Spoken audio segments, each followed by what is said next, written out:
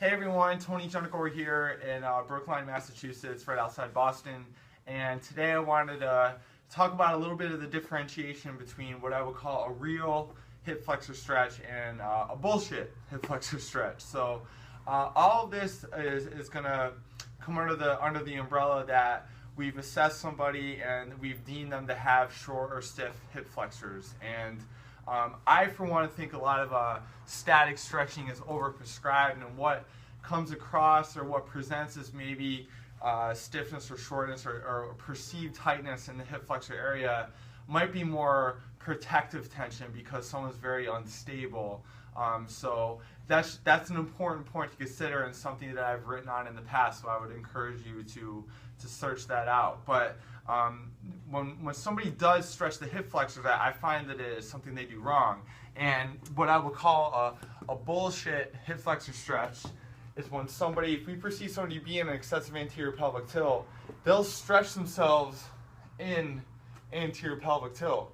And they're not really doing anything except for cranking through the lumbar spine, going to excessive lumbar extension, and then they're blowing through their anterior hip capsule, and they're really not solving anything by doing that. So a real hip flexor stretch is going to be to get to somebody to appreciate half kneeling position and thinking about their pelvis as a bowl and making sure that they're in good position here.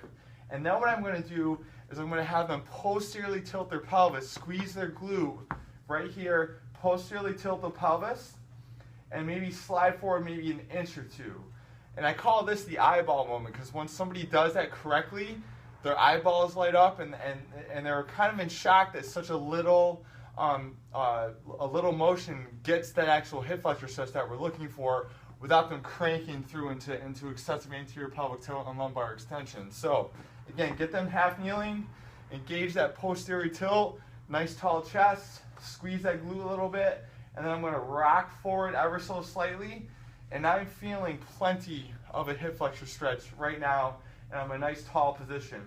I would hold this for maybe a 15, 20, 30-second count, do the other side, and that is a real hip flexor stretch. So try that yourself, try that with your clients, and you'll see a marked difference in how they actually feel the stretch and they're actually accomplishing somebody by doing it correctly.